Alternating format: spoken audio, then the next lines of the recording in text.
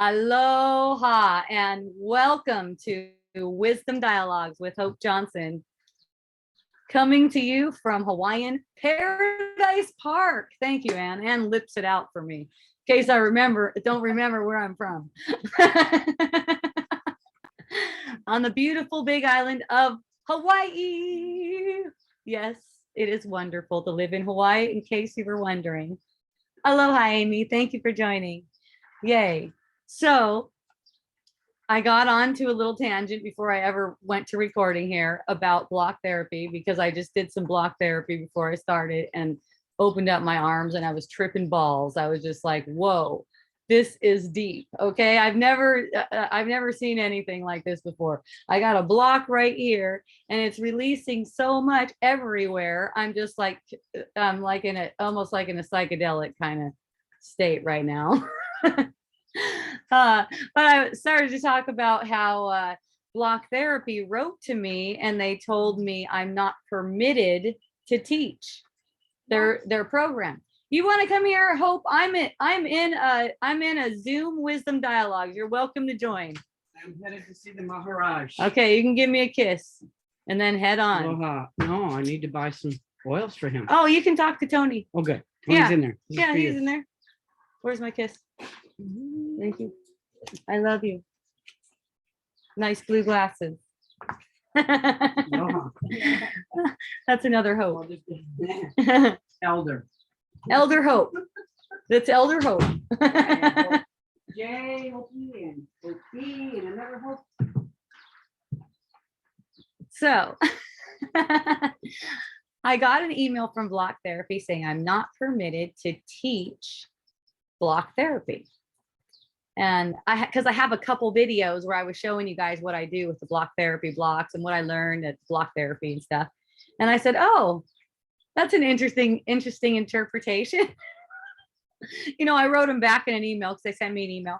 Oh, that's an interesting interpretation. I said, I'm not teaching block therapy. I'm sharing my practice with block therapy blocks. I don't need your permission to do that. and it was fun because, you know, it was as if there's an authority. And this is just so fun for me. It reminds me of the whole COVID thing. It's as if, hey, you're not permitted to do this. You know, you're out of line, like stay in your lane kind of thing. What are you doing? You know, and I just thought that was a really fun, and it kind of like took me by surprise because I didn't feel like I was teaching block therapy.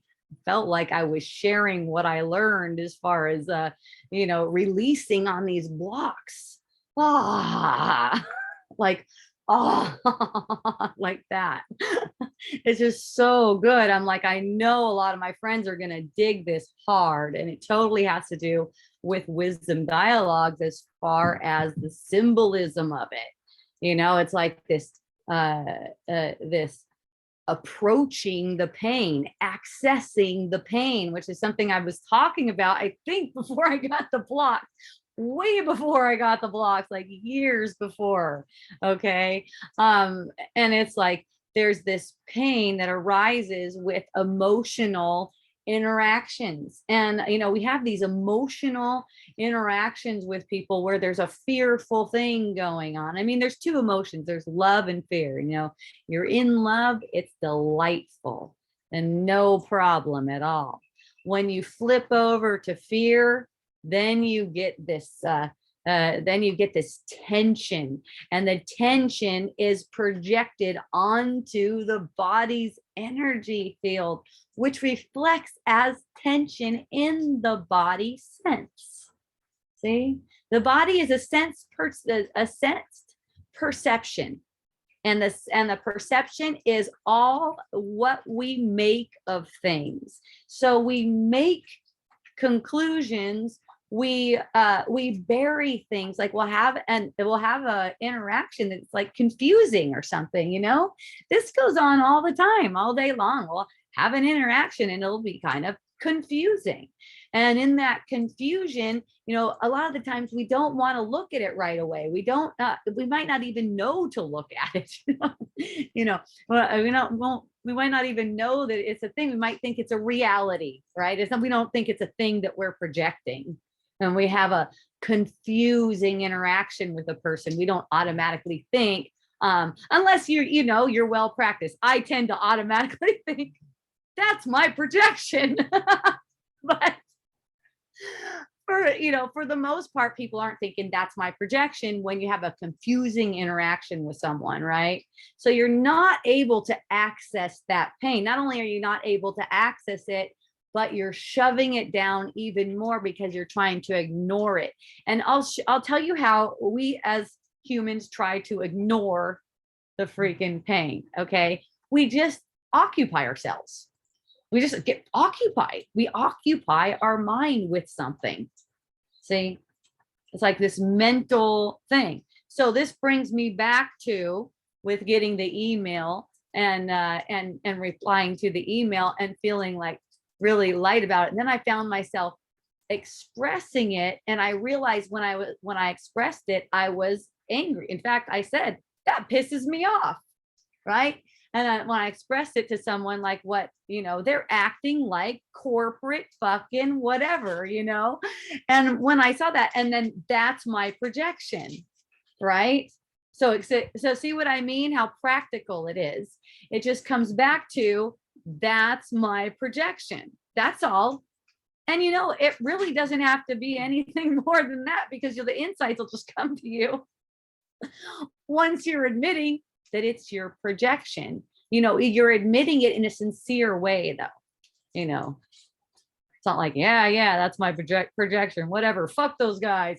It's like, that's my projection, though. So when I'm saying that, when I'm feeling that corporate thing, and even sensing, oh man, I'm gonna start my own thing and get this thing and get a different name and and I'm watching the mind spin out like this. I'm watching it, like, see what I mean? How practical it is. There it is, spinning out. And I'm watching it, and then a few days it's spinning out, and then all of a sudden I go, yeah, all of that's nothing. And the whole time I'm doing block therapy like a mofo. And the way I do it is I go access blocktherapy.com, and I have a $50 a month membership there, and there's a shitload of stuff there. I'll just go, what do I feel like getting into today? Like today it was arms, so I did something for the arms, and through that, it's so fun, because through that it's like, oh, none of that stuff even matters. None of that stuff even makes a difference. I don't need to do anything. I'm getting the inkling, oh, maybe I'll just sign up for block therapy to become the block therapy certified person, right? And so I find myself looking at that. And for me, it does not matter what I find myself doing. This is all mental. Okay. I do not care. I'm not trying to make myself do something or not do something. I'm observing what I seem to be doing.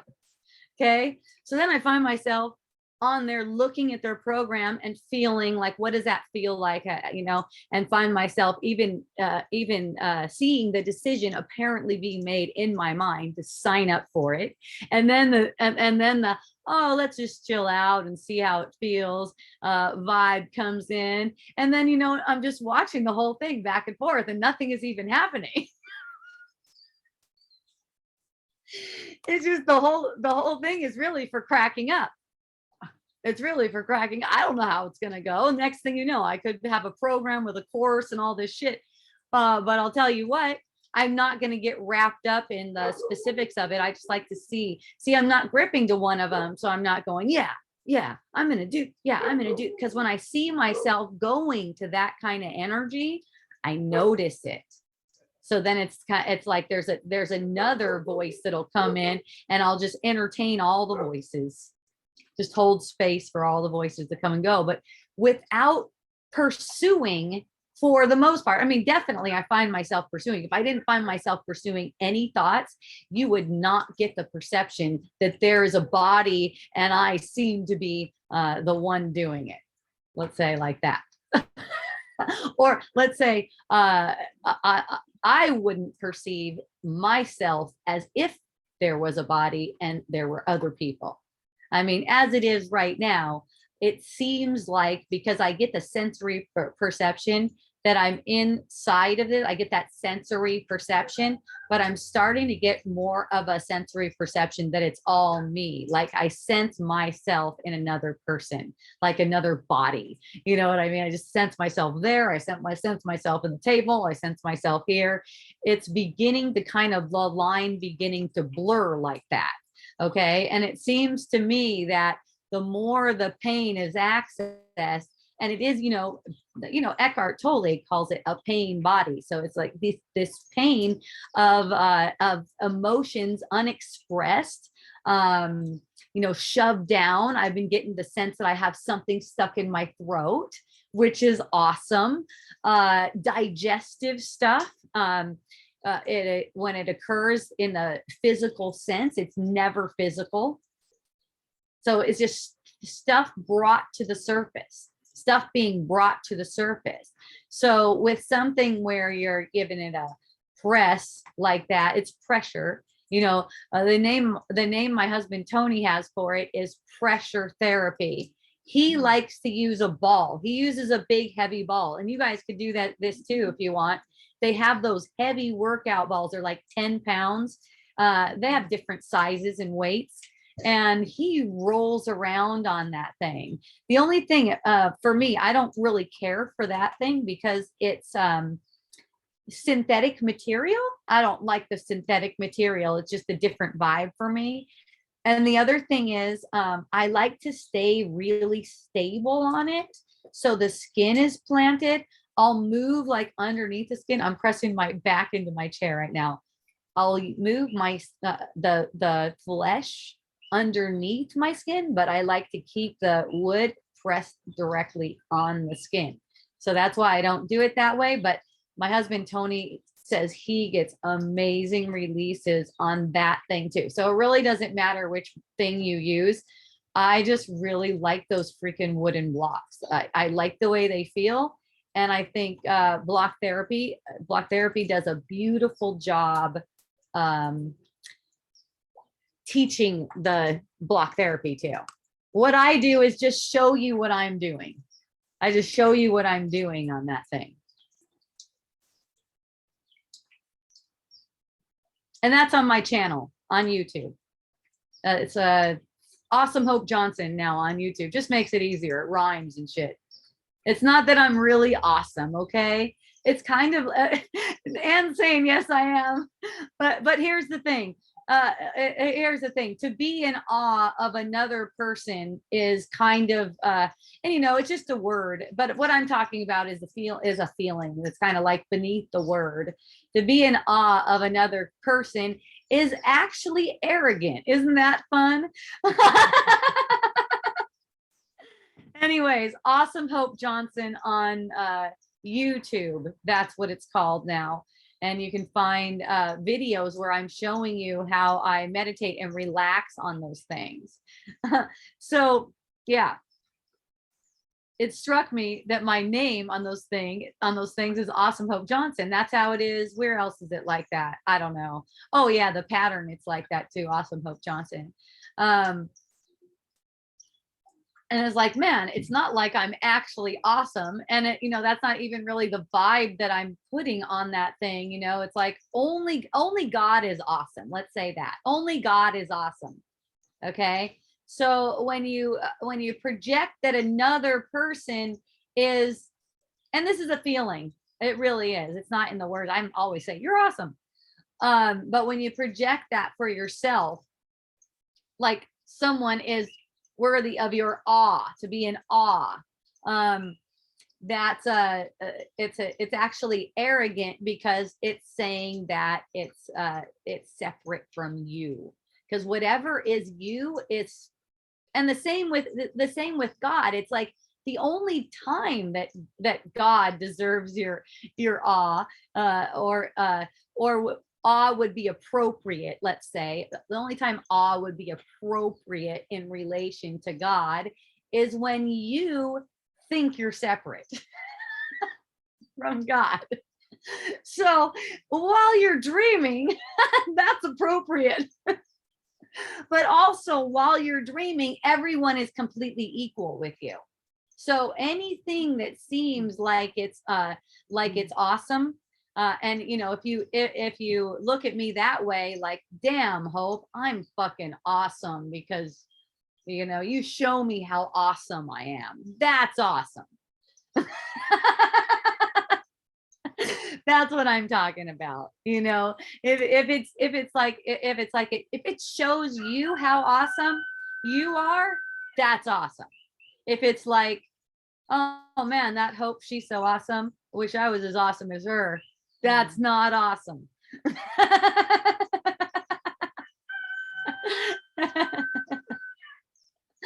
I mean, it's perfect for you if that's what you want. It's definitely a setup for suffering. That's why I say it's not awesome, because it's not gonna get you what you want. And I'm on your side. I want you to have what you want. Most of you don't really know what you want. You think you want money. You think you want a boyfriend or girlfriend. You think you want a better body. You think you want to be more disciplined. That kind of stuff. Oh gosh, I love that. I love that thing about like what you should be doing, because I've been getting the perception probably for like 5 or 6 years, and I've talked about it a bunch on Wisdom Dialogue, how I like to play video games on my phone. It seems to come and go, come and go, come and go. Then the next thing you know, I'm smoking while playing video games on my phone, right? So I'm having this perception that I'm smoking and playing video games on my phone. And, the whole time I'll be with it in a way where I'm addressing the sensations that are arising, just like with everything. It's not special. It's not a special perception. That perception isn't a special one. It's like every perception. I like to put my attention into it. What is the sensory experience? I'm just watching what is the sensory experience. Well, it finally came. And I've had a great time, and I knew that it wasn't going to last. I knew it wasn't going to just keep on going. Sometimes it comes and goes, but you never know when things are going. So I make a point to appreciate all the time. So when I find myself smoking and playing video games at the same time on my phone, I will express appreciation for that moment, because I know it's passing. I know that it's passing. I know that it's a passing moment. Also, there's passing thoughts that arise about it. Shouldn't you not be doing this? One of them. What if, and some of them are a little bit nicer, what if you could be doing some pranayama instead of this? What if you could be going over and, I don't know, doing some light therapy instead of this? So I'm just watching and holding everything in the space that it is. It's interesting perception, because there's such a lot wrapped up with the perception of the self, the self-generated self, let's say, the self we made with the ego. There's such a lot of fear and defensiveness caught up in that thing, that it seemed to take a while to get to what's the root of this, because there's so much defensiveness about it. It is a trip. So, I know time is an illusion, and I know my life is only for one thing, and that's seeing through the illusion. So I don't mind what I seem to be doing, and I don't mind what I seem to be thinking about it either.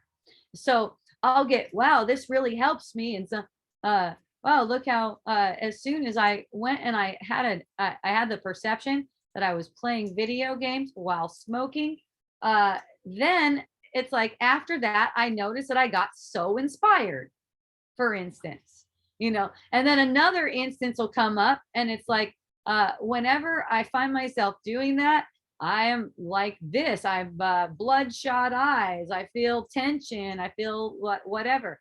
And I'm just watching those two plays go back and forth. And I'm noticing, here's the thing. And this is the most difficult thing, to take thoughts like this to the truth. The truth being, I have no choice in this. That's the truth. I have no choice in this. Okay. So none of those thoughts need to be pursued. They're just kind of like entertained with, they're given a space to have like a platform and they talk about it a little bit and then they cruise away and then they come back again and they talk about it in a different way and they just keep on talking about it in different ways. And always a temptation though to get hooked, right? There's always the temptation, just like, ooh, you're getting hooked to it. So that's what I'm noticing. And, you know, and I've watched myself over the years go into the hook, get hooked by it. But the thing is, no, it's just not that. Okay. So then I recognize I had I had some physical type effects. I'm going to call them physical effects. Yeah, that just came to my mind.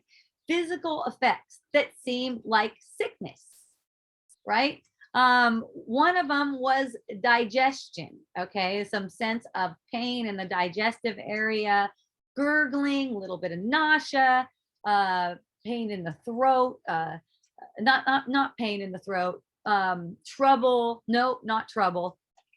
A sense that there's a lump, but no problem. You can breathe, you can swallow, you can do all that stuff. Just a sense that there's a lump there.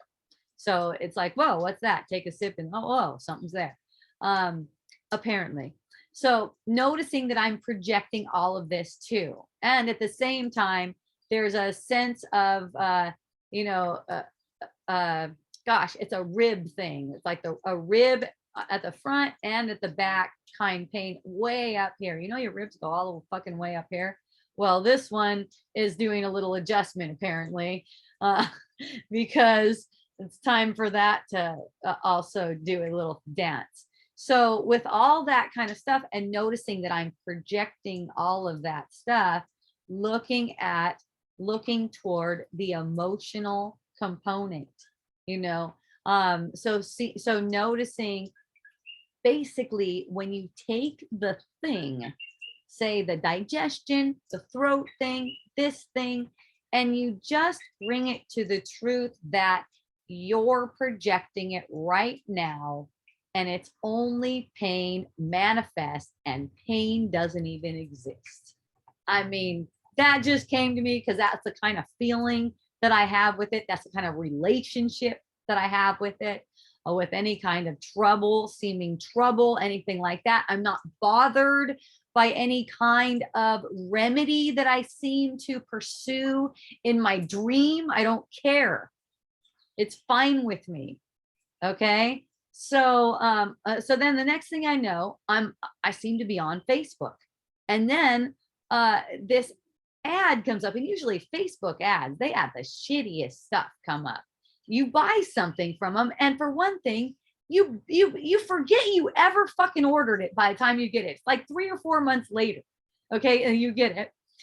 And so I'm going, okay, this sponsored, no, I'm passing it up. But then I didn't find myself passing it up. And I was looking at it, and it was something about Ayurveda for skincare, because I've been really stoked and focused on skincare stuff lately.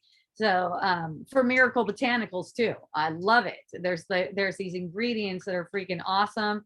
And I've been talking with some people who are making skincare stuff. It's freaking stoked. Anyways, so it's something about Ayurvedic skincare. So I'm like, okay, well, what's the website? And it's called the Ayurvedic Experience. You guys could check that out if you want. The Ayurvedicexperience.com. AYUERVEDIC, I believe.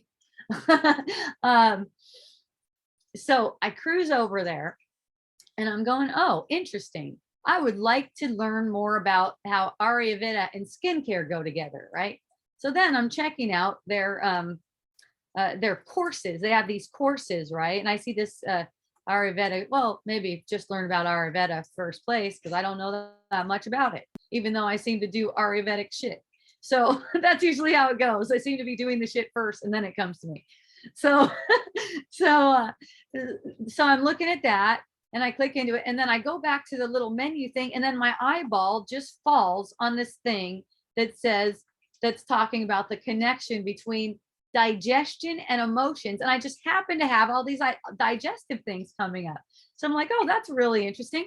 I click on that one. And what the woman says is just like amazing to me, because it's like she went to Wisdom Dialogues, but I don't think she actually went to Wisdom Dialogues. I don't think so. She's like really well educated. She has like 3 different degrees or something. And the way she put it was perfect. It was just perfect. It was something like, you can do Western drugs and that might help your symptoms, and you can change your diet and that might help your symptoms. But you know what? No matter what, it's only gonna help symptoms. It's not gonna help. She said they might help your symptoms, not they will, they might. That's only gonna help symptoms because your digestive issue is actually emotional. And I'm like, it's a dream of awakening, guys. It's a dream of awakening. This is my mind. This is what it falls on. This is what my attention falls on. Fucking amazing. It's like it's speaking to me. Okay, so I'm definitely buying that course. There's no question about that. I totally want to hear what this chick has to say, right? So I'm going through her course, and she's really cute. She's a gorgeous chick. She's like Indian or something. I'm pretty sure she's Indian. She even has a little nose ring. And she's just and she's, I don't know how the heck she got all that education. She still looks like she's like, I don't know, 20. She's like, had to take her at least 10 years to get through that shit. But I get to the part where it's specifically constipation, which is something that I've noticed since I was a little tiny kid, specifically constipation. So it gets to constipation, and it's like this sense like you can't express something. Stuff is stuck. It's not getting expressed. And as soon as I heard that, it's so funny, because as soon as I heard her say something like that, it's like, blah. It's like, yeah, that's perfect. And it's funny because before I heard her say that, I had expressed something that needed to be expressed. And it doesn't get expressed till it actually needs to be expressed. So it's not like there's any pressure on you. This is just a process. See how it's unfolding? You can see there's nothing going on here but a mind on a meaningless journey of awakening. So it's just because it's meaningless because the dream is meaningless in the first place. Okay, it's a dream of death. It's meaningless. Okay, there's nothing going on here but a mind on a journey of awakening. So as soon as she said it's this expression, I realized that this weekend, before I heard that was actually this morning, like I don't know, 4 o'clock in the morning or whatever it was, I was listening to it. It was, but the expression that needed to occurred over the weekend, and it came out a couple of times. It was really interesting because it was like, ooh, ooh, ooh, whoa. When something's expressing out of my mouth, and it's like, and it's kind of like, I don't know if you guys get this kind of experience too, probably. Something is expressing out of my mouth. I know I don't have a choice in it. And it's kind of like a little bit scary. Like there's some trepidation with what seems to be coming out of my mouth in the moment. It's kind of like another one of those kind of psychedelic experiences, when you're just watching that. Oh, here it goes. And you're not feeling comfortable with it at all. It's like, whoa. And then notice the person that you're expressing it to also go, whoa. Because, the perception, remember I said the perception of the other person is always coming from you. Your perception of the other person is always coming from you. So I'm having this energy play, and we're having an energy play where we're talking about something where a sense of urgency, I'm going to say it feels like urgency arises between us. It's like that. When you're in a conversation with someone and a sense arises, always a sense arises between us. It actually comes between us. It's great. This sense of something being urgent, for instance, comes between us. I feel it. So I expressed that. I said, whoa, whatever issue we were on, we seem to be on a particular issue. Whatever issue we were on became completely irrelevant to me. That's how it goes for me. Once I notice that a sense has come between us, the subject matter of the conversation completely irrelevant to me. I don't give a fuck who said what. I don't care who said what, whether they said it wrong, what this, what that, anything like that. No, it's time for compassion.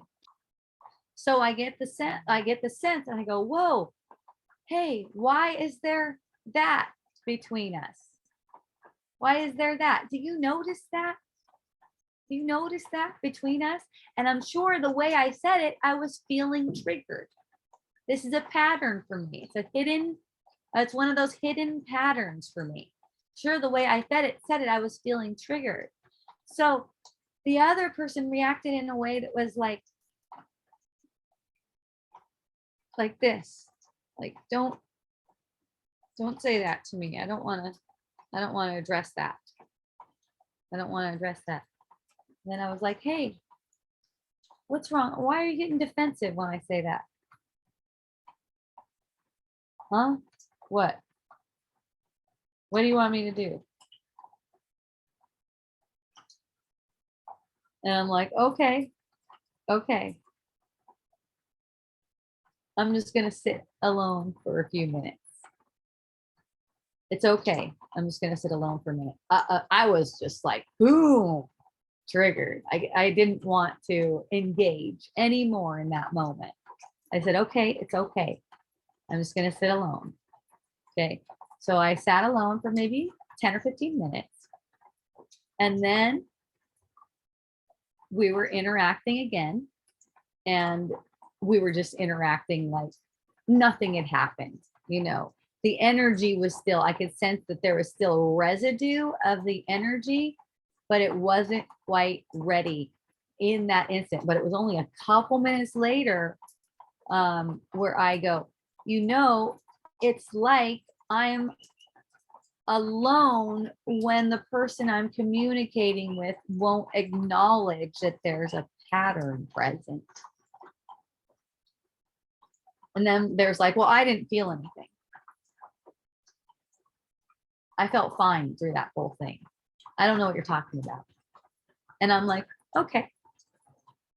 So then I got a feeling of just being really alone. And I'm just bringing that feeling to the truth. One, of course, I'm projecting this. Number one, I'm projecting this for myself. There isn't anyone else there. This shows me what a deep pattern this is for me. All it does is show me. There's a very deeply ingrained defensive pattern for me. I don't want to show my emotions pattern. I don't want to show it. That's me. It's coming from me. It's not coming from another person. So we're hanging out, we're having fun. I totally I know, I just brought that feeling to the truth. And so I could still hang out and have fun. Because I know I'm projecting it. So it just becomes so light. I know I'm projecting. I know I'm going to see something too. I'm fucking awesome. It's fucking awesome. I'm fucking awesome. I love totally contradicting what I just said. You guys feel me though, you know what I mean. So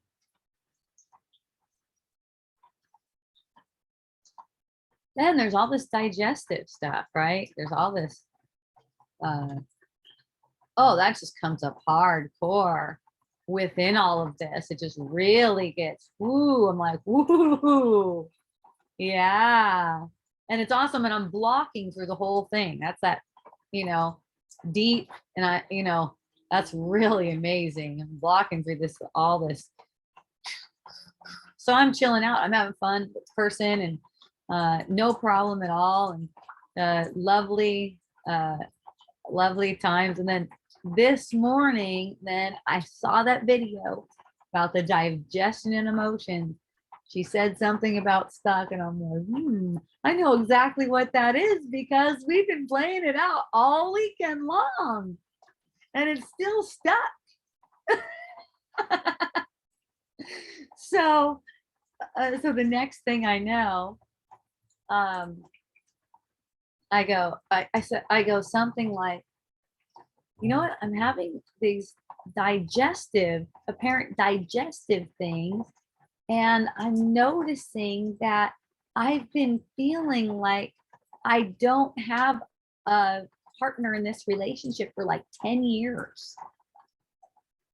I'm noticing that. And I'm feeling like that seems to be the emotional root of this digestive thing. And immediately it's like, well, what do you want me to do different? I don't want you to do anything different. I don't want you to do anything different. I'm just letting you know that I'm aware of this emotional root to this. I'm aware of this right now. I'm not mad at you at all. It's not like that. And it's my sense. And then it was disclosed, well, actually, I was feeling something. And I'm like, oh, and then it was like, well, what do you want to do? You want to talk about that when it happens? You want to talk about it? And I go, no, I don't want to talk about it. I want to acknowledge it and have a hug. I want to acknowledge that that's a pattern and have a hug about it. That's all. Those are the kind of people I like to hang out with. That's all. It's like it's really simple. And it's not like I have a choice in it or anyone has a choice in it. It's just like, hey, I'm acknowledging this and I'm embracing this right now, that this is the thing. I've been feeling this. I don't know where it's going. I know I don't have a choice in any of this. But I'm not putting up with it. Not in the sense that I want to punish anyone, but I'm not putting up with it in the sense that I'm not going to be burying it. I'm going to be exposing it from here on. Now that it came to my awareness like this, I'm going to be exposing it more and more and more. I'm going to be watching it. I'm going to be noticing the sign. Okay, digestion. Okay, any sign, gas, gurgle, fart, any of that stuff. Pain, any of that stuff. I'm noticing where I'm stuck in my expression. See? And it's like, and it's like, I cannot express until there's noticing. Because there's the expression, it's like no one even expresses. It's an imaginary expression.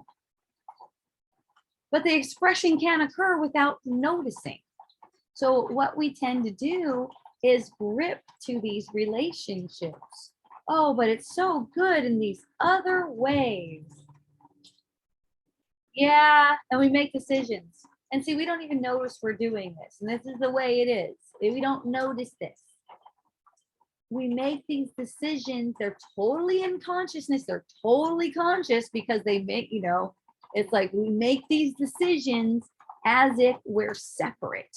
See, so it's thinking in separation. It's the decision to think in separation. It's not a specific decision like I'm going to stay with this person, but it's a decision to think in separation, as if I need to grip to something, as if I can't have it all because I'm all, as if I have to sacrifice something, as if I have to sacrifice an aspect of what's true. I have nothing to sacrifice. It's like, this is what it is. This is what it is. This doesn't resonate for me. I don't have a choice in anywhere, any place, anything like that. But this doesn't resonate in the sense that when I ignore it, when I try to cover up or defend myself against it, I get digestive issues. I get apparent digestive issues. I'm just gonna let that bug land on my face next time. There's a bug flying around me. I noticed I went up to like get it off my face and I'm like, no need. We will let that keep on going. Aloha, Cynthia. It's freaking awesome and you are freaking awesome. Thank you, Amy. I freaking love you. Thank you for being awesome with me. And thank you for taking to heart what I said about awe as well. Thank you. Dude, you are tripping me out. This is from Natalie. You are tripping me out. I can't believe you specifically used the example of pain in the other upper chest with swallowing. Hey, it's one mind. It's one fucking mind. Okay, there's a reason you're attracted to me. There's a reason, and it's not even like attracted to me. There's a reason you're projecting me. Okay. It's like, and the more you're willing to be aware that this is a dream, you're going to see those synchronicities. That's just the way it goes. Okay. I was just at the doctor literally 2 hours ago for the precise same symptoms. Only I don't go to the fucking doctor for it because I already tried that. I tried it before. You know, I have tried that enough. I think I might find myself there again. I would be surprised, pleasantly surprised, of course. But, you know, I've been to the doctor for shit like that before, and holy shit. You know what my experience was? Next thing you know, I look like I'm 6 months pregnant with it. Okay. When I don't do that, I still have a nice waistline while I'm going through it. And it doesn't last as long. And but shoot. Yeah, you don't need any doctor. You're the doctor. And at the same time, when you're drawn to the doctor, and this is how it is. This is so awesome because it's awesome that you're drawn to a doctor. Whenever you're drawn to a doctor, that's also a teaching, learning experience. And let's not even say drawn to, let's say projected. Whenever you're projecting a doctor, it's always for teaching and learning to your own mind. And that's really what it's for. I shared before how in 2016, I did a whole doctor thing. And that was 2 years after I saw that I was projecting this world. And I was finding myself at the doctor. And I know I'm projecting the doctor and everything. And it is tripping me out that I seem to be sitting in front of a doctor who seems to be telling me that I need all this shit, including hormones and supplements, handfuls of supplements, or else I'm gonna fucking die. And I'm laughing, and she thinks I'm pretty funny because I'm laughing about the news that I'm gonna die. And she's like, I don't know, I don't get it. I don't know how you're sitting here. You shouldn't be sitting here. You shouldn't be able to sit up. You should actually be comatose right now. I don't get it. You must have some strong spiritual energy here propping you up. And I'm like laughing again, right? So anyways, I get on the protocol and I realized through that so much. I mean, just how we project as if it's this thing particularly. And seeing how I wanted to get out of some things because I was feeling so unworthy. I was glad I could see that unworthiness. And you know, I was already doing wisdom dialogues by then. I had taken a break from wisdom dialogues. At that point, it was 2016. I take a break from wisdom dialogues whenever I feel like I have something big to learn. And in that case, I felt very unworthy. I didn't know it was unworthiness yet.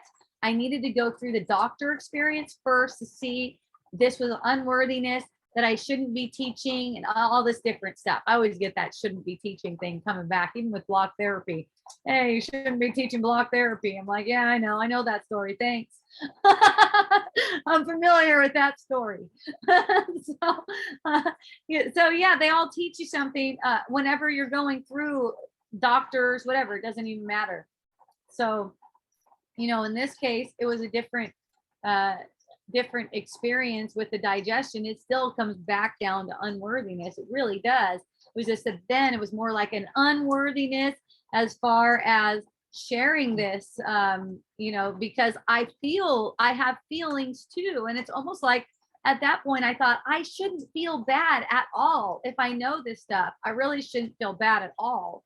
And that's really what was tripping me up, you know? And it's like, once I got past that and go, oh, that's part of the fucking show. You feel these feelings. Okay, it's okay. I was still pretty judgmental on myself, even though, you know, I saw that I was projecting. It took a while for the progression to come out. So then here we are 6 years later. And now this digestive thing, not even a thought about going. Maybe it did cross my mind going to the doctor, and then it was like, wow, no. It was kind of like, oh, good one. But definitely knew that there was something to be addressed, which is always great. I'm always stoked about that. I'm glad to see that. So see how it progresses. 2 hours ago, same symptom. Yeah, that is perfect. I just love it. It is like in my dream, it's like I go through this stuff for my friends. Someone else will likely express to me that they had the same kind of experience, come up with a partner, or friend, or kid, or something like that, you know, where it's like, hey, is this course, Amy, is this course on emotion digestive on the yes, go to the Ayurvedic experience and go to their courses and just scroll down. She's a beautiful Indian woman, nice white teeth. And when she talks, it kind of seems like she's flirting with you, which I love. I love that. You know, she just does cute little things with like, whoa, is she flirting with me? Natalie, this is the same woman I was just talking with who had the digestive things just like me. I know I never go to doctors either. I was like, oh, this must be for maximal learning. Yeah, totally. Sometimes when I talk, I might sound like I'm like glorifying what I'm doing and putting down what you're doing. I totally recognize that, and that is not what I mean to convey at all, because all of the experiences are perfect. I'm just going through them at different you know, you could say for a lot of people in my dream, so it seems I'm going through these things kind of like ahead of their time. You know what I mean? I'm kind of like, I did that before and I played all that thing out. And now it's just like, okay, I know what this is. This is this. And things are just like really mellow. So I didn't even go into the internet looking for something about emotions and digestion. I just happened to be experimenting with skincare stuff on myself and for Miracle Botanicals. So that's what drew me to it in the dream, right? So it's like, and then it's like my eyeball almost accidentally apparently lands on the thing. And it's just like, this is how it is. That's why it's called the happy dream, because it's just playful and fun. All of your lessons are coming in playful, fun ways. You don't have to go look for specifically, okay, what do I do about this particular fucking symptom or something? What do I do about this? It's like, it just comes to you. So that's why when I found myself with the block therapy thing, here was my clue with the block therapy thing. You guys, I jump around from different topics to topics, but I always complete them at some point. It might even be on a different show. So really takes paying attention to know what the fuck I'm talking about. I know. So back to Anne's paying attention. I know that. Back to the block therapy story. Okay. So here's how I know. And Akea just jumped on too. This is perfect because I was emailing back and forth. I was messaging back and forth with Akea on this thing. And I was telling her about block therapy and the corporate bullshit and this, how I was triggered by that. But at that time, I was still into the pattern a little bit and not coming back with a detachment of the pattern. So I'm going, yeah, I'm stoked. It just inspires me to do my own thing and do it way more fucking awesome or something like that. So she's like, yeah, fuck those guys. You know, okay, I'll always jump on my bandwagon like that. She's got my back. I love it. So she's like, yeah, you do it. And then we're like talking about a name and come up with a name. And what was it? Oh, I go to GoDaddy and type in Miracle Asana and it's available. And I'm like thinking miracle, because you know it's like it's almost like it facilitates miracles. And asana Asana has to do with yoga. It's like, the woman who's down under right now, she goes by Asana, but it has the same meaning, and her name is Asana, and she knows the definition right off the top of her head because that's her name.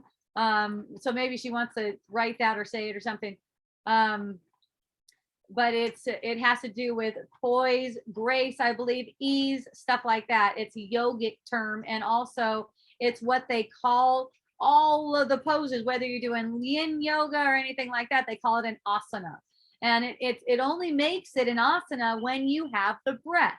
And that's why it relates to block therapy in that way, because it's like it's facilitating miracles, and it's an asana because it requires the breath to be that.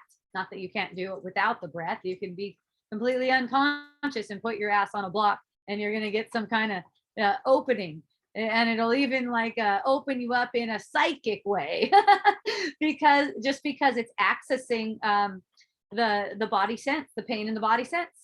It's accessing the pain in the body. Anytime you access the pain in the body sense, it's opening. So anyways, I was like, oh, that's awesome. So then, Miracle Asana, though, no, it doesn't really have a good ring to it. I already bought the domain name. Fuck it. That's what I do. I buy domain names. Apparently, that's something that I do. So I have the domain name anyways, but I'm like, that's not it. And then I see myself thinking, or I see thoughts arising about names for this thing, and I see myself pursuing thoughts, and then I see myself also going, those thoughts aren't meaningful. Whenever I find myself pursuing thoughts, I know they're not meaningful. By pursuing them, it's like I'm looking for more. Nope, that's not it. I want another one. I want another one. I want another one. I want another one. No, I don't want it like that. Okay, I don't want it like that. I would rather. I just realized that bug came back and it was in front of my face, and then I went like that. So it distracted me. If I just let it hang out in front of my face and I just talk, it's all good. It's so funny. So I noticed that I'm pursuing thoughts. I'm automatically observing that. I'm just observing it. I'm not trying to reel myself in for pursuing thoughts. I'm bringing that to the truth. There's pursuing thoughts. Okay, noticing I don't really need to pursue thought, but there's pursuing thoughts. I really don't give a shit if there's pursuing thoughts either, right?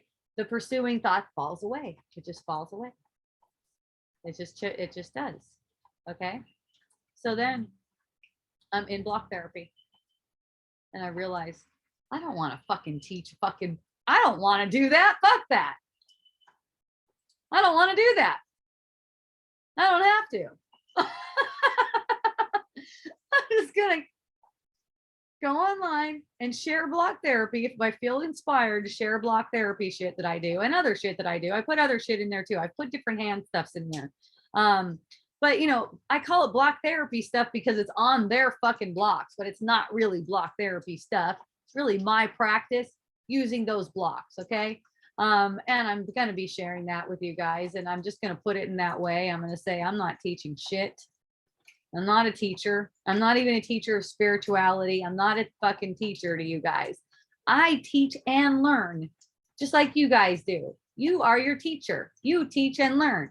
Okay. And with you as your teacher, you're actually choosing your teacher. That's what you're doing. You're actually choosing your teacher. Okay. You're either choosing your guide, your real guide. I like to call the real guide the Holy Spirit. You can call it whatever you want. There's only one. It doesn't really matter what fucking name you give it. You can give it Homer Simpson if you want. I knew a chick that did that before. It worked brilliantly. Okay. It doesn't matter. You're either choosing that one, or you're choosing the ego to be your guide. Okay. That's how you teach yourself. You either teach yourself with the Holy Spirit mind, or you teach yourself with the ego mind. That's all. Okay. No one's teaching you anything. You're using them. You're using your perception of them to teach and learn. Okay. You're teaching your own mind. You're learning through your perceptions. Okay. That's all you're doing all the time. I'm not that. I'm not that teacher. I'm not a teacher at all. Not to you guys. These patterns and themes are right on spot for me. Yay. I love that. No wonder we're projecting each other. I will open up and stay aware of this aspect of expression, feeling unworthy to express. So helpful to see the underlying pattern there makes sense. Oh, you know, when I hear you say that, it makes it feel like, no wonder. Because it seems like such meaninglessness. But it's like, no wonder. I love it. I love that I have apparently all this pain in the body sense. There seems to be all this pain in the body sense. It's all for you. I love you. It's not to teach you anything. It's not to teach you anything.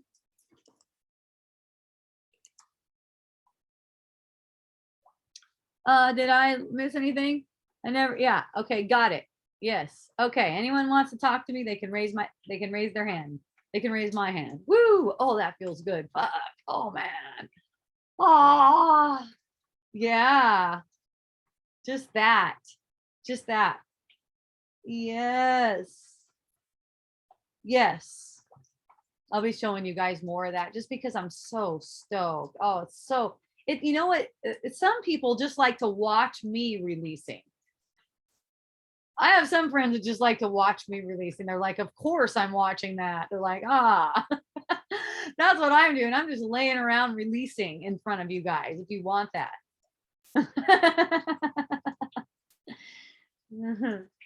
So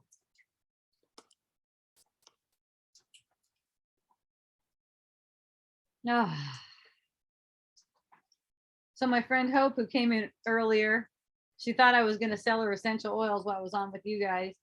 She left me this Hare Krishna stuff. She's really into Hare Krishna. And it's funny because right before this, she gave me this. I was noticing online, I don't know if it's about this dude or another dude. I just wasn't really that interested in it. That guy. But I noticed a post. He has a Bhakti Vedanta. Bhakti Vedanta. I can say that word. Isn't that crazy? All of a sudden I can say that word. It looks crazy. It looks like a really wild, long, complicated name. His Divine Grace. Okay, they like teachers here. This guy, His Divine Grace. Okay, they like that. Okay, here's what happens. So I'm on Facebook again. I got all kinds of themes on Facebook. It's great. And I see a guy who's a Krishna guy, and he's posting about one of these Divine Grace guys. I don't know if it's this guy. He's posting about one of these Divine Grace guys and how the guy's a child molester. And then he's condemning everyone who follows that guy. Okay, here's the thing about people in the perception. We're all fucking idiots, for one. And you're projecting us. You're projecting everyone. Okay. So this is what I mean about that. You know, it started out with awe. I mean, I'm going to keep on saying awesome because to me, it doesn't mean that. But, you know, there's this sense like someone is, I'm going to use a different word for it. A Course in Miracles uses the word awe, and I get the sense of what their meaning is with that, what the meaning is with that. But divinity, applying divinity to a person as a person. It's one thing if there's divinity to a person, it's really the same as this awe thing, the same kind of energy. So one thing if you're going, this person's divine as I am and as everyone is, but it's another thing if he's held in a higher place than you. That's actually arrogant. That's actually being arrogant because it's saying that the ego is real. How can you be any different than creation? I'm not even going to say any other creation because there's no other creation. You're the only creation. There's not creations. There's only creation, and it's you. So when you hold someone else that you think is else, because you think you see them, you don't see them. You see a dark image of yourself. That's what you see when you're looking at a body. And you're not really seeing it, you're perceiving it because you're projecting it. So You get a perception projection of a child molester that's being held in divine whatever. Don't worry about it. It's your projection. You know, you can let that be a lesson to you if you want. It's up to you. You're your own teacher. You can let that be a lesson to you that he's the same as you. Totally, as an image, as images we made, we're totally filthy dirty. That's the way we made them. Everyone's born in sin. Okay, there's no birth. There's no birth for real. It's a fake birth. Your fake birth, you're filthy. From your fake birth to your fake death, you're filthy. Okay, next thing you know, you're molesting someone. That's how that goes. Start condemning people. Next thing you know, you're molesting someone. One of my friends, you know, I know how it is. It really touches my heart too, you know. One of my friends was saying how it hurts her that people aren't coming out and condemning these people who abuse people. It hurts her. And yes, it is going to hurt if people aren't coming out and condemning people. If you think that's helpful to stop abuse, it won't. It'll perpetuate it. That's the problem with that. The thing is, it needs to be overlooked. And people say, what about the victims? What about not making more victims right now? What about that? What about stop projecting victims in this moment?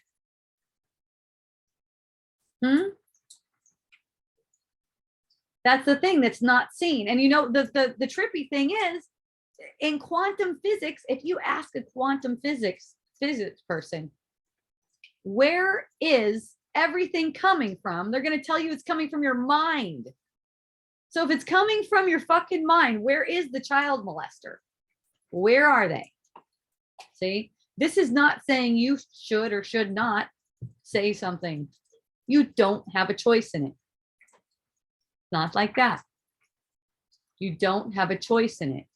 This is giving you kind of like a reference point for when you're condemning people for not condemning them. You're only condemning yourself because you're projecting abuse into your world that comes from your mind. Okay, you can only be condemning yourself. Look, people are going to say things. That's going to occur. Condemning the people who are not saying things is hurting your mind. It's projecting tension and pain onto your body. Okay, people come up with chronic symptoms, right? Chronic symptoms. An organ, for instance. In my case, I had apparently adrenals super low.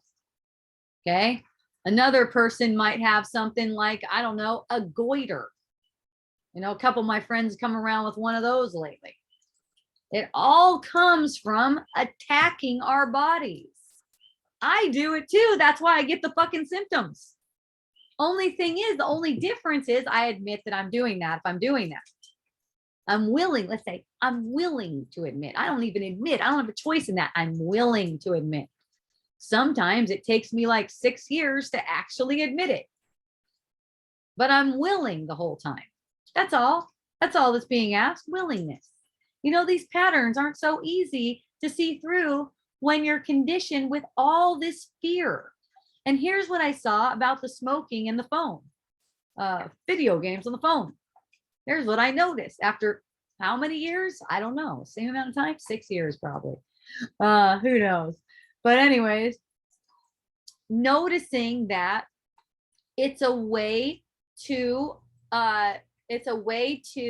build up anxiety. It was a way for me to build up anxiety. Why am I building up anxiety? Why do I want to build up anxiety? I'm fucking afraid of waking up.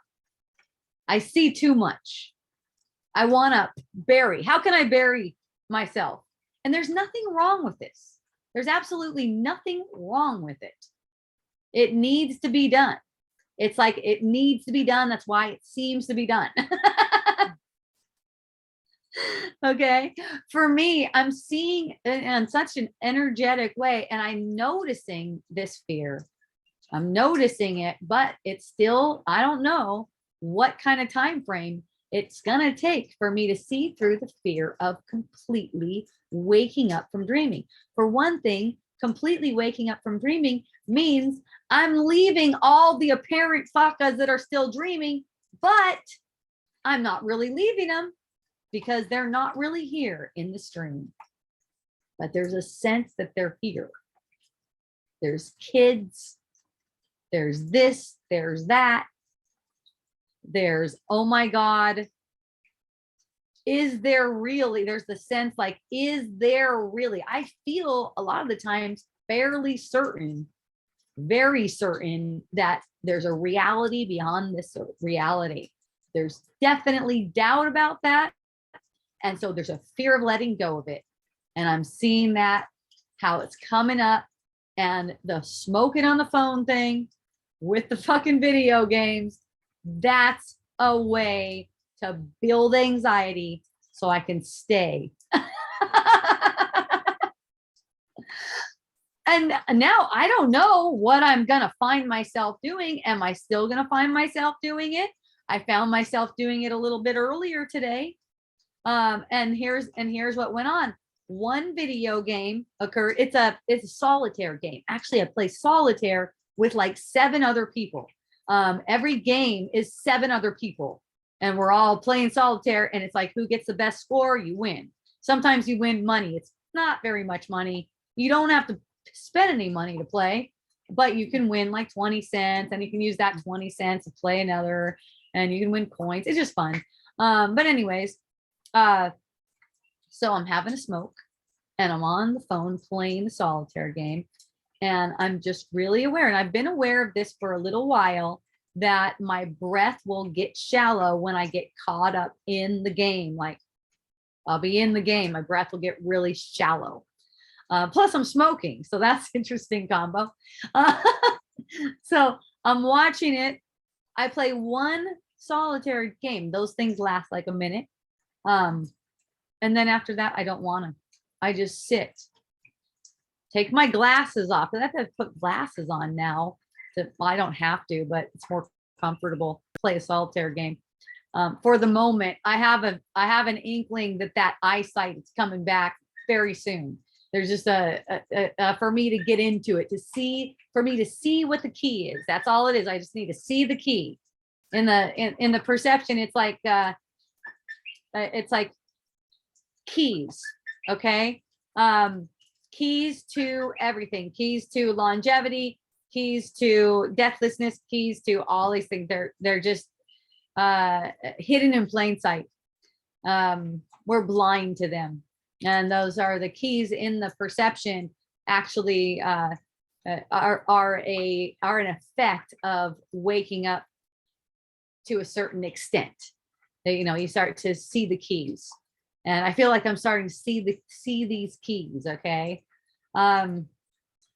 So I just stopped the phone thing because I was like, I don't want that feeling, because with the video game, because my breath is getting shallow in that.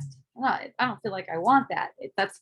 I can't really play it with the breath. I mean, I keep on coming back to it, but I'll get caught up in doing the thing. And I was like, okay, I'm not really into that right now. And I just set it down, and I just had my smoke without a game. I've been noticing lately that when I sit out on my patio and have a smoke, I'm rarely just having a smoke. I'm picking up my phone and doing a video game with a smoke. So I'm noticing that. And it's not like I'm making it a problem. I'm just noticing that. What am I doing? So it finally occurred to me, what are you doing? You are building anxiety. Yay. I'm glad to see that. So now if and when I find myself in the same kind of manifestation, there'll just be an awareness. Oh, I'm building anxiety, and that's okay. It's not a problem. but it's definitely going to be, now the bug's right on my nose. Oh, hi, nice to see you. And it's stinging my nose too. What fun. Anne's blowing me from over there. Oh.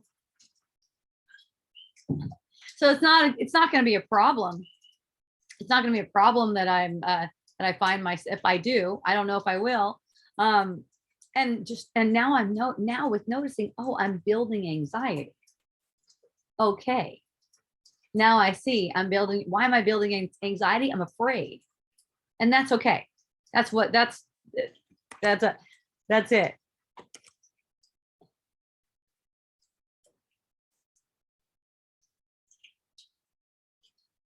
Just in noticing what we're doing. We're always doing something to ourselves. Whatever we do, we're doing to ourselves. We're doing it to ourselves in a way that isn't really apparent though. I mean, it's not in the perception, nothing's even happening. There isn't a video and there isn't a phone, there isn't all that thing. It's just a certain vibration, a tool that I could use when I want to build anxiety because there's too much fear of resolving this world once and for all. Okay. When you're taking all of your perceptions and it's like, I'm projecting this, I'm projecting this, I'm projecting this, I'm projecting this. Yeah, things go, oh, the ego goes, it's fun. It's like a little dance. It's not good or bad. It's just a little dance. And, even if you find yourself, and, I'm getting that if you're listening to this right now, your time through these kinds of patterns that I'm sharing with you is going to be much shorter than mine. Okay. Because when someone has gone through it already, it opens up the mind. And the more people go through it and go before you and open up the mind like that, the less time it seems to take. And man, I'll tell you, for one, I'm freaking dense. Okay. I have a lot of focus on this all day long. I don't just come over here for wisdom dialogue, talk some shit, and then go back to unconsciousness. No. The whole time I'm aware of what I seem to be doing and what's driving it. I'm just aware of that. What is driving it? For this particular answer, it seemed to take quite a long time because there's stubbornness. There's just stubbornness. I made myself really stubborn. I made myself really well to be a servant of the ego. I did a really good job making myself like that. Oh, there's a lot of stubbornness. I wouldn't see that. To me, I was just relaxing. This is how I relax. I was relaxing. And it could seem relaxing at times.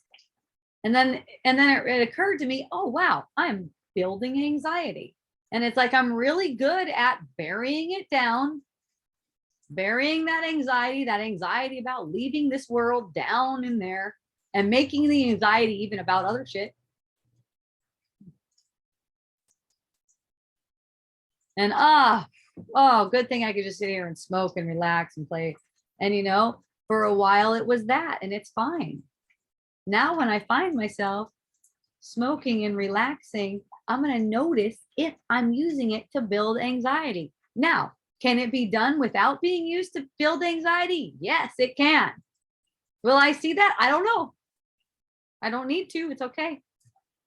I don't need to turn it to that. Anything can be anything. What am I using this for? For another person, it may not be that. It's not a directive, definitely saying what you should or should not do. You guys probably got that. If you've been listening to me for any amount of time, you guys probably got that already. You can't help what you do. So in-person wisdom dialogue, I had a friend ask me if he came up to me right now and punched me in the face, would it still be coming for me? And I'm like, yes, it would. Yes, it would be coming for me. And if you came up and punched me in the face, I would have a hard time seeing that it's coming for me for a minute, probably. I don't know. But my goal in that would be to see that it came from me. Basically. You can listen to that. It's I posted it up. You can listen to that one. Yeah, it's not like saying it's all coming from me and no one's going to do anything to me. No one is going to do anything to me because it comes from my mind. And at the same time, if someone comes up to me in my mind and punches me in the face in my mind, the way I made this thing so believable, it's probably going to be believable. I don't know for sure. I don't know for sure. And, you know, I'm not like trying to say, hey, come over here and punch me in the face. But, you know, I did find myself apparently falling off the cliff. And the first thing was gratitude. But then the cliff also isn't a person, a parent person punching you. I might take that more personally. I don't know. I don't know. This thing we get with people, it's weird. It's weird. It's weird and crazy, this thing we get with people. It's so fucking personal when a person does something. I can fall off the cliff, but I'm not cussing out the cliff. I'm not thinking, what a fucked up cliff to do that, you know. But a person, why didn't that cliff catch me or warn me? Or, you know, a person, you're going to put all kinds of blame on that person. They should know better than the cliff should, you know. And it's really the same though. It's really the same. An animal, a dog, a mosquito, anything like that, like, you know, like the mosquito comes and gives you a little bite. That's medicine. It's medicine. You know, that's why I notice so much when I'm shooing a mosquito away. That's why I notice it. That's why it's so distracting to me when I shoo a mosquito away. I saw it 3 times. First it was on me. I went like that. And then it was in front of me. I went like that. And the next thing I know, it was on my nose. And after the 3rd time, I was like, that fucker's staying. I'm just going to let him sting my nose and fly away. That's exactly what he did.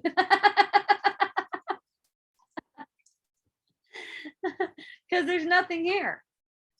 We're just projecting all of it. All the pain, all the pleasure, all the itchiness, digestive troubles, lumps in throats, arms, legs, all the pain, all the twistedness. I'm all twisted up, apparently. In the body sense, I'm all twisted up. It's a trip.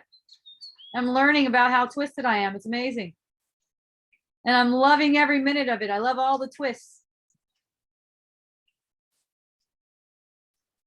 It's just symbolic. It's symbolic of the patterns that I weaved around this thought structure. See that? We've been weaving stories. All those stories are now projected as fascia. That's all weaved around, woven all around our body in a way that's making it out of alignment.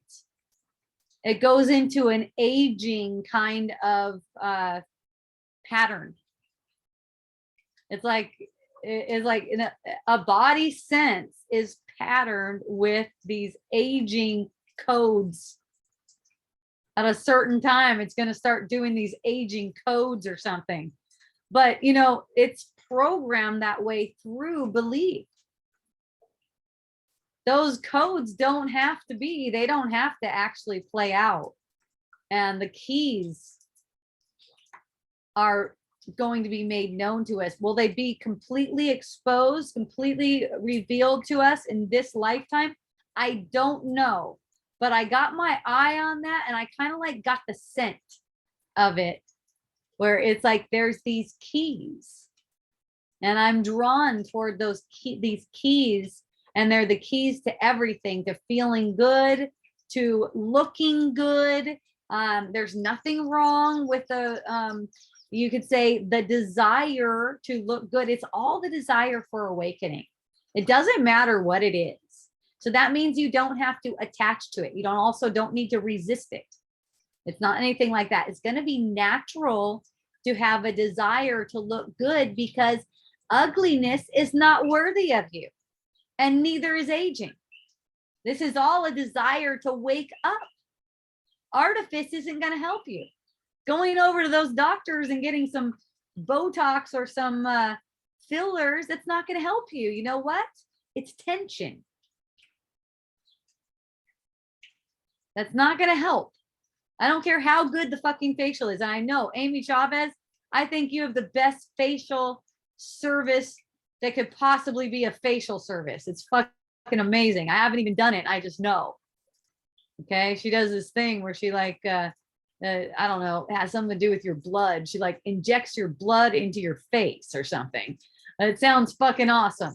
But, you know, it's nothing compared to releasing tension. If it does not release tension, that just remember the tension is projected mentally.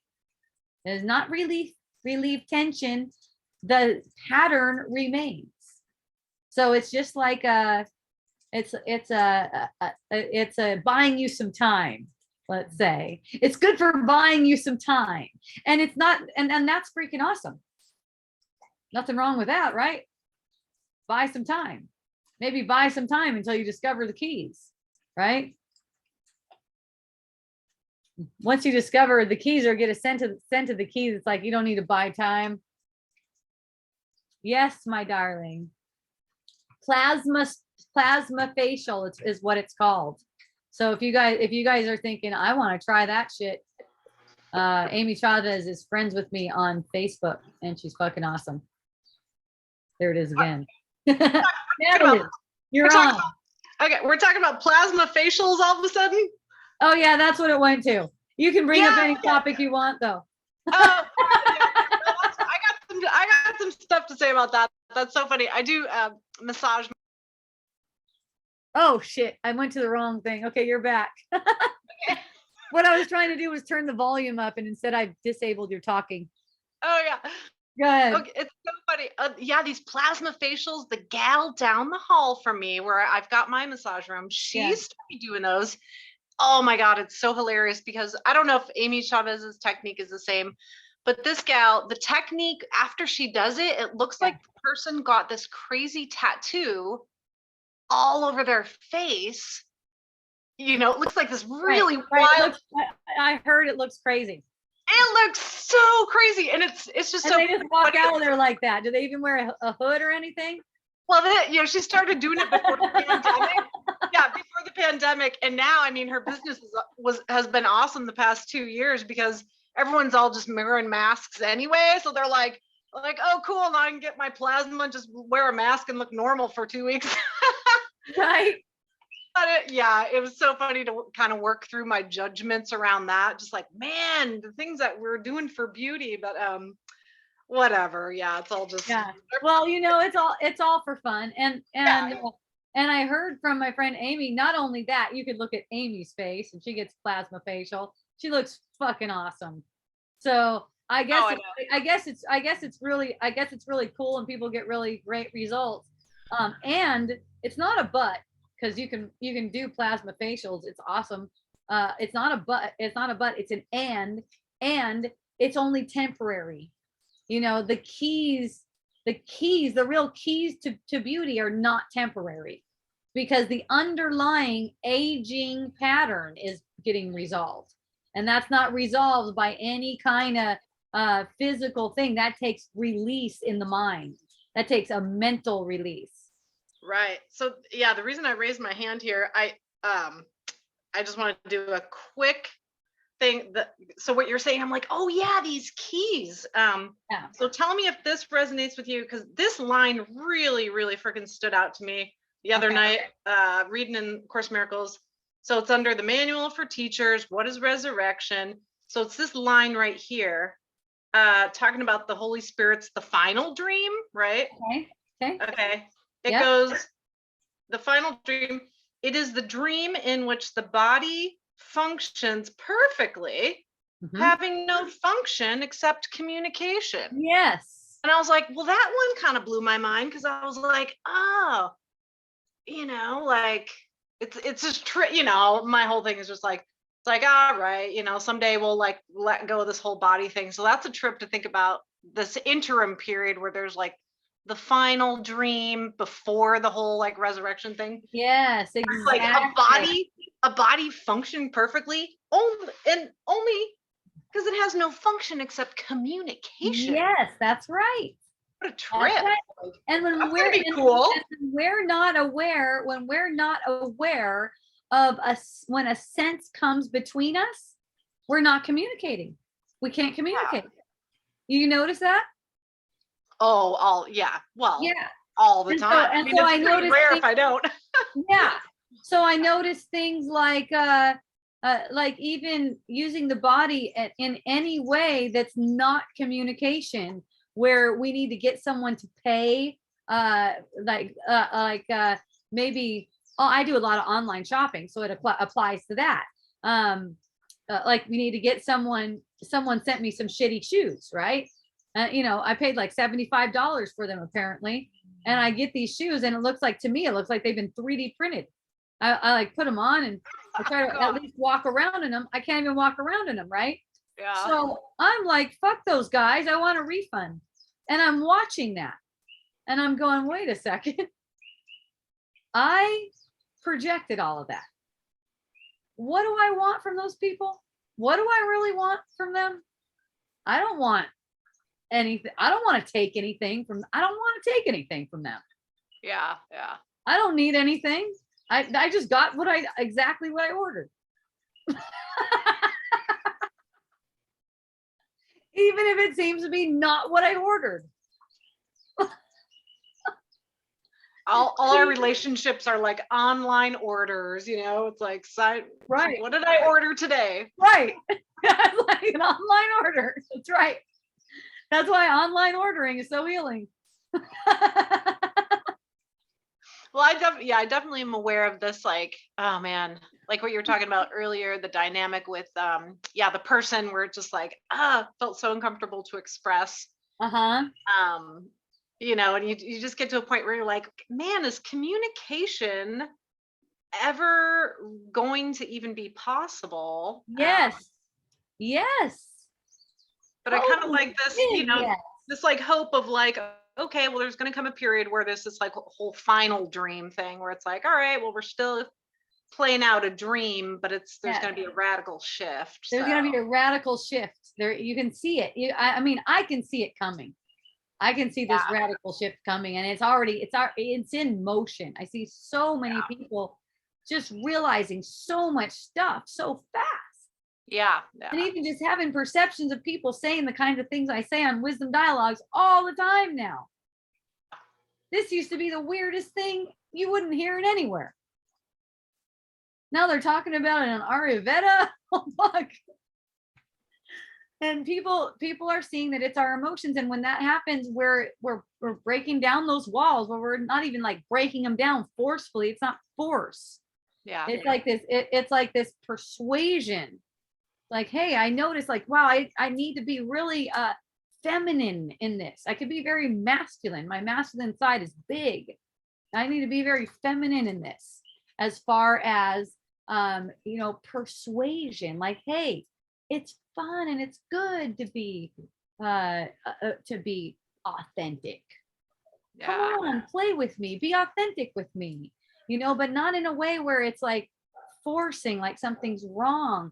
And what I noticed with that, the person who was playing that out with me, it was kind of like, they were getting the sense like they didn't want their mom to be mad at them. That was like the kind of thing it was. It was like, I don't want you to be mad at me. And I'm not their mom in the physical sense, but just having memories of mom and not pleasing mom. Oh yeah. Yeah. Right. So it's like we're all projecting our fucking stories on everyone, right? Like I'm projecting one thing, the other person's projecting the other thing, but here's what's going on. And the person even said, well, how can you say I'm doing this if the projection's coming from you? And I said, because we're playing this energy came between us. That's why energy comes between us. That means it's us playing. We're playing it from different perspectives. We're both projecting, but this energy came between us. See what I mean? Whatever you're making of me is not true. Whatever I'm making of you is not true. And this energy coming between us, we need to be authentic about that. This is an energy between us. Otherwise, we cannot communicate. Okay. I can't make you come into communication with me. I can't make you do that. It has to be a choice from your perception. I cannot make you come into communication with me. The only choice I have is whether or not I make you responsible for how I feel. See, I can't make you come into communication with me. If you were going to be saying, oh no, nope, I'm not, nope, I'm saying, hey, there's a pattern coming up here. Do you notice it? Nope. Nope, I don't want to see that. Okay, well, we might not be hanging out very much longer. Just so you know, I'm not really attracted to that. I'm not mad. I love you very much, but just so you know, I don't have a choice in it. As long as I need this and I need to heal through it, that's awesome. But I'm not normally attracted to that, just so you know. Right? It's like you don't have a choice in the expression either. The expression just is the expression. What I notice in my own mind is any sense that I wanted to make that person wrong. You know, any sense that I wanted to make that person wrong, and letting the whole relationship get to a bing, that white heart that just spins a little bit, bing, because I got the sense that this friendship relationship was ready to terminate. So scenarios automatically occur to me, and it's like, how does it feel if that were to occur? How does it feel really good? How is it like a really good feeling? How are we just feeling really held in this, you know? And let myself just like watching all of the different scenarios cross, and let myself feel everything that's crossing my mind, and let them pass. Let them all pass until one scenario just goes bing, because it's just happy. It's just a really Okay. one. And then that passes too, and then there's just no more consideration. Yeah, I've been finding myself acting very little, like lots and lots of yeah, what you're saying, like sort of letting scenarios play out. Just so much tendency to just like want to jump on some and just be like, oh yeah, I'm gonna do that, and like nope, I'm just stepping back, zero action, and just yeah, until it says bing. And then once that occurred, there was no more mind play. It's just a whoosh, gone. And then way after that, like many hours after that, that's when the expression came. Oh yeah. And that expression, what is it? Communication was restored. So that's where you could say that there's the miracle coming to fruition right there, because now the communication is restored. And it's like totally. The final dream is like, it's not even in the future. It's just, it really is. It's unfolding. Yeah, it's unfolding. It's unfolding through us. There's no future, there's no time. It's just unfolding through us. And we're definitely going to see that. We're definitely going to see full healing, full communication being fully restored. I also I want to say thanks. I had a nice awakening listening to whatever it was, like last week's in person. Okay. Saying the It's Okay to Cry one. Okay. Yeah, there was something there that really helped me have a big shift too. When you're talking about, holding your infant daughter, and all of a sudden a voice telling you this thing has murderous intent, right? And then you were like, well, thank God I'm the perfect mom for this, right? That's right. And so that was like, oh man, that was so empowering in that. So growing up, my father had murderous intent, right? He was this guy who I witnessed some things, or he was, extremely violent. And I always, like my mind during those times, just even at that young age, I was like, man, there's forgiveness here. How is that possible? Like, I just knew. And I've kind of struggled with that over the years. Just like, man, why would I have created a dad, projected a dad like that? But something in the way you phrase that, it's just like, here's a dad that had, murderous intent. I was the perfect daughter for that. Yes.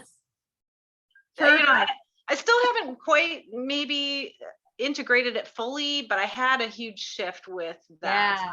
Yeah, Well, that was- you've been leaning in that direction, and then you just had an opening and you're leaning to it more, and it's Yeah. really beautiful.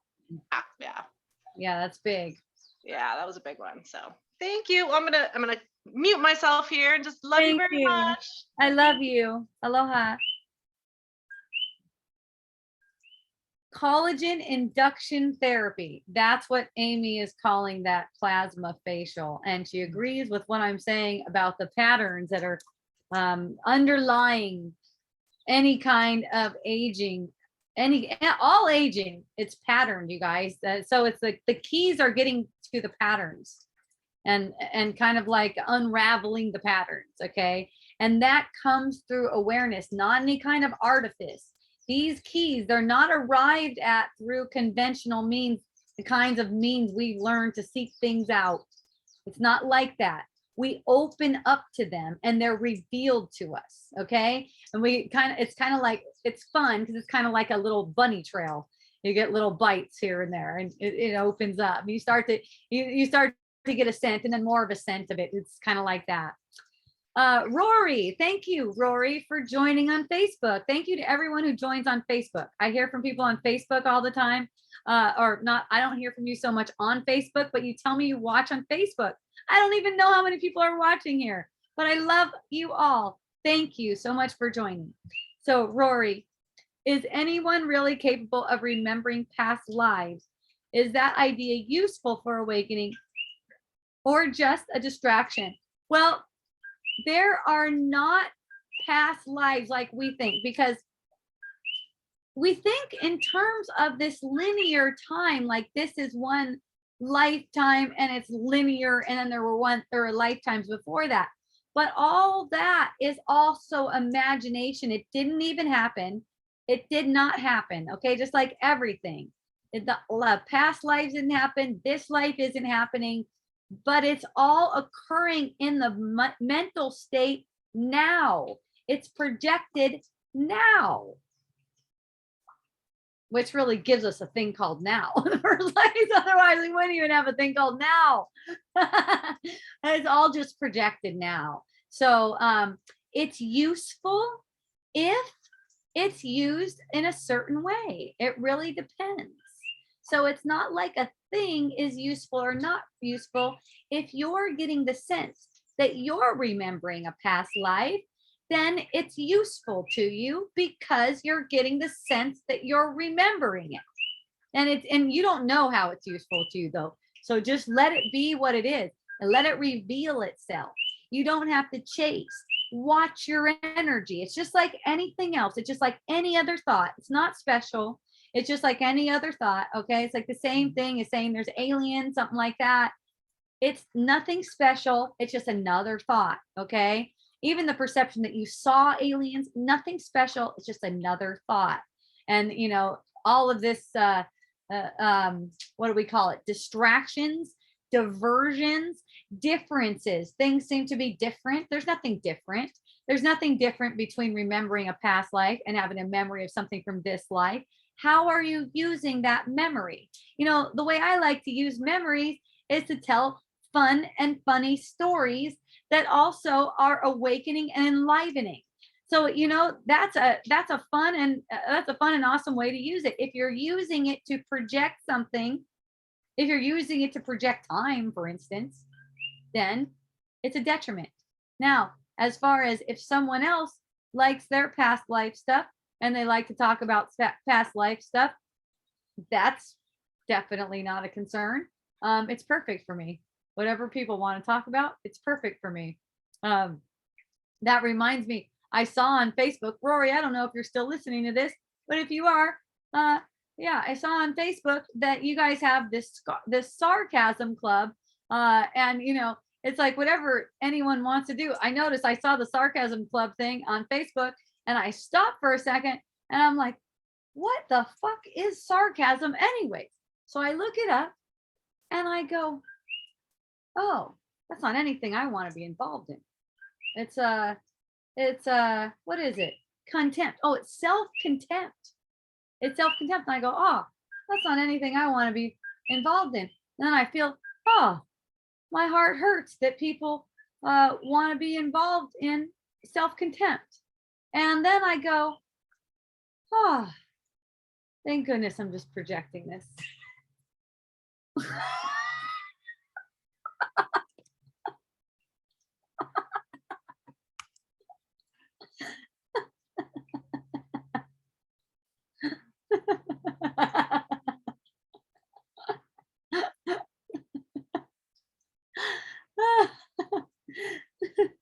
And this is, it's like we go on these little tracks.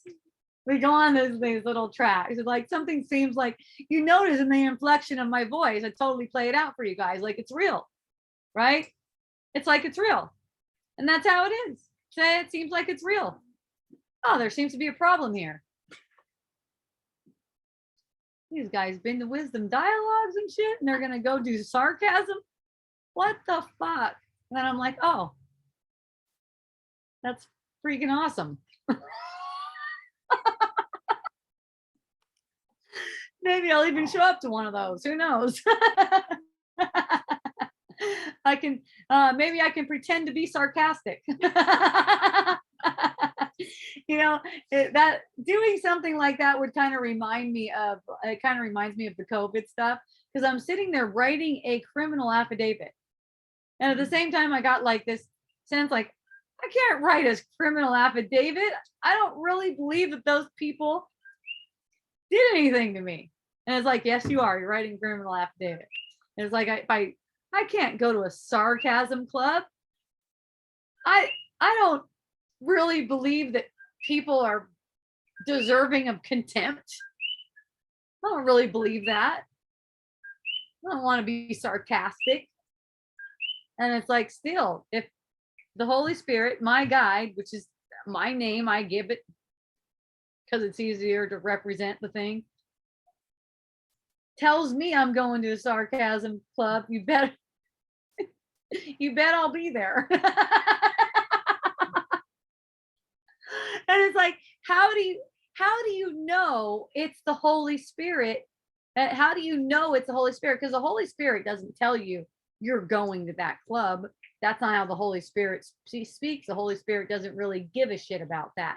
You just find yourself going in that direction, and the Holy Spirit advises you it's okay.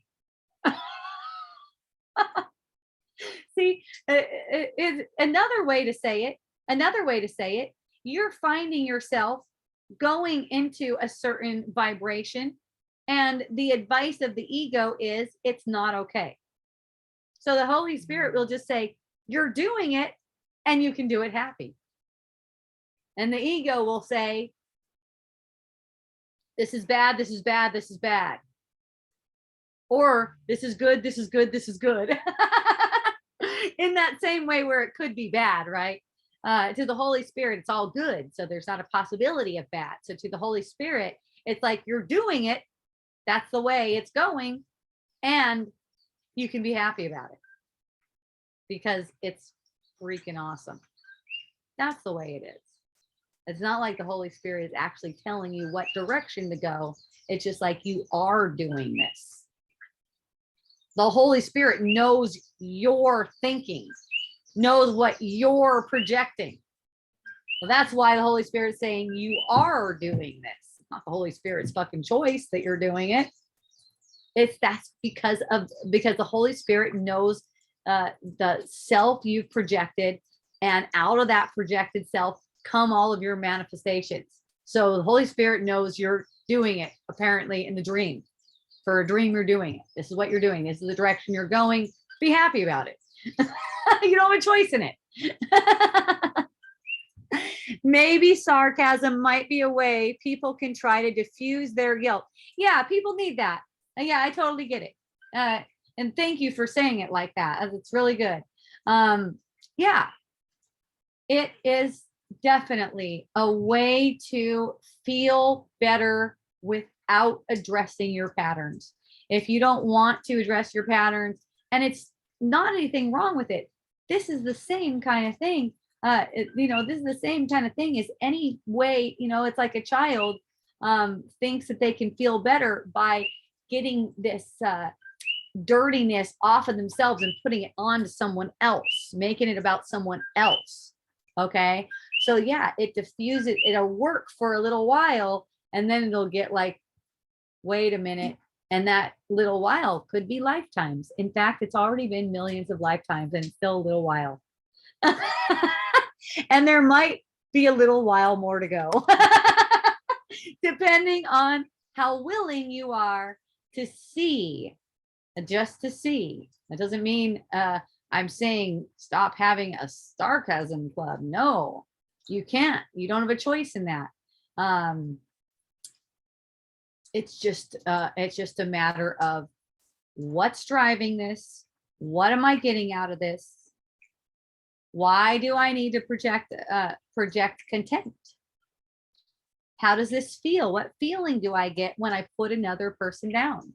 I have one friend I've been hanging out with lately. I'm not sure I'm going to be hanging out with him very much anymore, just because I lost interest. The friend keeps on doing a thing where it's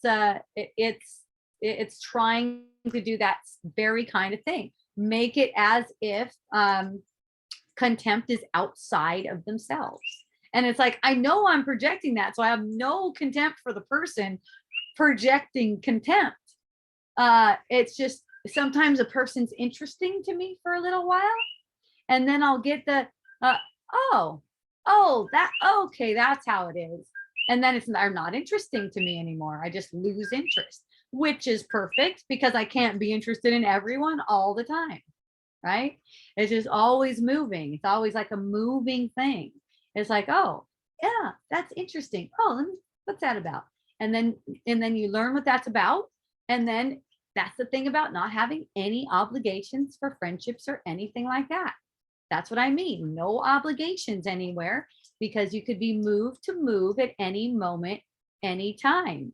And it's like if you're looking to be an expression of worthiness, you got to be open and not give into these friendship obligations or something or like you have to be a certain way, or you have to keep on interacting, whatever. It's like, oh, that's what it is. It may become uninteresting to me. There's especially, when there's just so much love here. There's so much love, a loving expression. There's so much loving expressions. It's like, why would I be drawn toward? And I have to keep on asking myself too. As I was drawn toward this friend, I kept on finding myself hanging out with the friend, and the friend would continually launch barbs at me, which I thought was funny, because it's like nothing can touch me too. I'm kind of like, nothing can really, okay, go ahead, do that again. Nothing can really touch me. It's kind of interesting and entertaining to me that none of it really touches me. And then it comes to a point, it's like, oh, it's not interesting to me anymore. It was interesting, if even just to see if any of that stuff touches me. And then it's like, oh, okay, that's not interesting anymore. And, it's like, I don't really know. I don't know, because it could be that I find myself hanging out with that person tomorrow. I'm just noticing the kind of like shift away from that being interesting to now being uninteresting. It's like no one's even held as if they did anything. It's just like interesting, uninteresting, and notice it's also interesting to see how the patterns go back and forth. And the idea of obligation and to continue in ways that have been patterned already. See? No obligation to continue in any way. People are going to flow, and they're either going to flow with you or not. And one relationship flow that's really interesting to me is the one I have with my husband, who I've been flowing around with apparently for 28 years. So there's a lot of memories, and of course there's no 28 years, but there's a lot of memories that I could like talk about, and have fun with and stuff like that. that flow is so brilliant. It's really interesting. It's like there's some flows that are like that, relationship flows that are like that. They could be lifelong, and who knows if this is lifelong, but 28 years is pretty long. I know people have been at it like 60 years and stuff like that. So it doesn't sound like a drop in the bucket a little bit. But noticing how I'll get uninterested in a pattern. I'll just be uninterested in a pattern, and that pattern will actually shift. If it didn't, we would shift away. We would be shifting away. But these patterns that we play together, they shift. Once it gets to a certain point for me where I can't tolerate keeping it under the carpet anymore, it shifts. At that point, I'm ready to be interested in something else. And then it shifts. See? So it's like if you're just open like that, letting things fall off wherever they fall off so that the new can come in. Sometimes the new is in the same apparent relating. It's in the same relationship. It just becomes new. So like with my 28 years with my husband, it's been new so many times, over and over and over again. It's just new. And it has to be. I can't do it. I'm basically like a single person in the stream, it's like, I gotta have new things. I gotta try new things. You gotta be you gotta be new all the time. It's fun. Same thing goes with my friends. So thank you for that question, Rory. It really got me down a fun little path, rabbit hole, track, whatever you want to call it. I almost swat the bug again. All right, you guys. Thank you. Thank you so much for listening. Thank you for being as you are. I love everyone exactly as you are. There's a sense that there's separation between us. I know we get patterns and we get fluctuations, but we're never apart. And no matter how much I seem like I'm uninterested in any one of you for any length of time, that is not one bit personal. I love you all so much. And I know this thing about time and having to focus attention on various particular people, this is going to blow away, and we're all going to be together forever. We are together forever. We're going to see that we're together forever, and we're giving each other all of the attention all of the time. I love you. Thank you. Thank you, Asana. Asana, I mean. Yay. You're so fun. Thanks for putting up with my dual pronunciations of your name. Oh, yay. Okay. I'll be back next week, you guys, here. And I just posted the online one today from Friday. So check that out. Go to miraclebotanicals.com if you like the best essential oils ever, ever, ever. I'm going to make some more of that, what is it? Olive oil, resin infused olive oil. My favorite thing I ever made. I am going, thank you. I enjoy you too. Favorite thing I ever made, olive oil, resin infused olive oil. I'm going to make another one because people are picking up on it. We're getting more traction on our website as far as our thing. So it looks like we're going to stick around for a while. Plus, looks like SBA came through and gave us some cash. Well, they loaned it to us, but it's a sweet fucking loan. Like you don't have to pay it back for 2 years, and it's 3%. And then it looks like SEO stuff is going to roll. So it looks like we're still going and just getting the best stuff. We have some vanilla coming in. We've been low on vanilla, and we have a new batch of vanilla. Vanilla has been very, very scarce over the past years, and it just came back. We have a new one. It's going to be here, I think, in a few days. There's some import issues. It came from India. We also have a big order from France. The body oil, one of the favorite body oils, fat-free body oil, that's out of stock right now. We're waiting on the hazelnut oil. That's going to be here really soon. That's going to be back next week. you guys want that stuff and it's out of stock, you can go to the product on Miracle Botanicals now, and you can say notify me, and you will get an email. Yeah, that's one of my new implementations. When it comes in, you'll get an email. You love that resin infused olive oil. That's some good stuff. That's some of my favorite stuff I ever made. I'm going to be making some more stuff too, Amy. I think I'm going to be making skincare products probably, because I've been finding these really good artisan skincare stuff from these people I meet. I meet them on Etsy. I meet them here. I'm going to find someone who wants to put together a magical concoction for me. I've been playing around with it a little bit. I really like it. I'm going to use Miracle Botanicals essential oils just because we have the best fucking essential oils. I'm not trusting anyone else's rose oil, for instance, because I know where I get mine. So I'm not going to trust anyone else's rose oil. And I've seen bad rose oils so much, so much, and people don't know what they're doing. So yeah, we get ours from the Valley of the Roses, Kazanlak Valley. And by the way, I just ordered some more of that too. That's coming from Bulgaria. Yeah, it's the best. So I'll be putting some of that kind of stuff and our blue tansy and stuff like that in the skincare products. Yeah, and Gaiac wood. Oh, you like the Gaiac wood? That's badass stuff, that Gaiac wood. That stuff's like, it looks like a little lip balm, right? And then you stick your finger into it and it just like turns into oil, and you can put it on, and it smells really woody and sweet. It's really delicious. So that's something to check out if you like essential oils, or if you want to learn about essential oils. You guys, I'm doing my newsletters now. So I was hiring someone else to do it, but I go, you know what? I don't care if they go out on time or anything. I want to do my newsletters. So get on the mailing list. Just go to the website and sign up for the mailing list.